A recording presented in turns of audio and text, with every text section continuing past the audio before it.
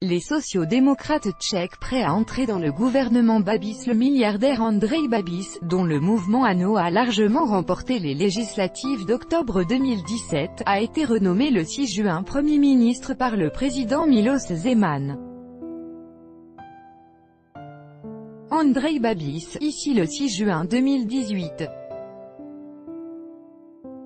Reuters, David W. Cerny. 8 mois après les élections législatives, une solution en vue pour le Premier ministre tchèque, sans gouvernement depuis le début de l'année. Le milliardaire Andrej Babiš devrait prendre la tête d'une coalition gouvernementale soutenue par les communistes et le Parti social-démocrate tchèque.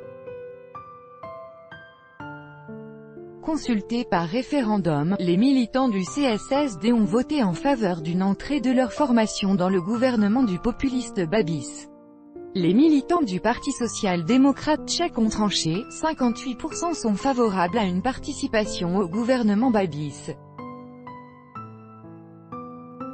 Le CSSD est en phase de reconstruction après le score calamiteux obtenu à l'automne dernier, 7,2%, le résultat le plus faible de son histoire récente.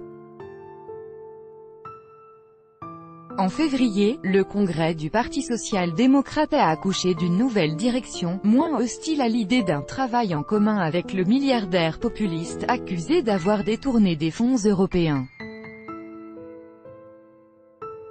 Le mouvement populiste ANO d'Andrej Babiš s'était déjà assuré du soutien des communistes, restait à se rallier les sociaux-démocrates.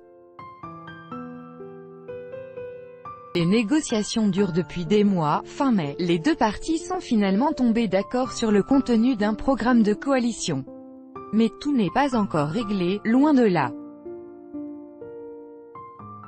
Le CSSD pourrait obtenir 5 ministères, parmi lesquels celui des Affaires étrangères. Il souhaiterait nommer à ce poste le député européen social-démocrate Miroslav Poš, favorable à l'idée d'accueillir des migrants en République tchèque. Une idée qui ne plaît pas du tout au chef de l'État Miloš Zeman, réélu notamment grâce à sa rhétorique anti-immigration. Les tractations vont se poursuivre, aucune des deux parties ne semble prête à céder. Le Premier ministre présentera la composition finale de son cabinet au président demain. Le vote de confiance est prévu le 11 juillet prochain.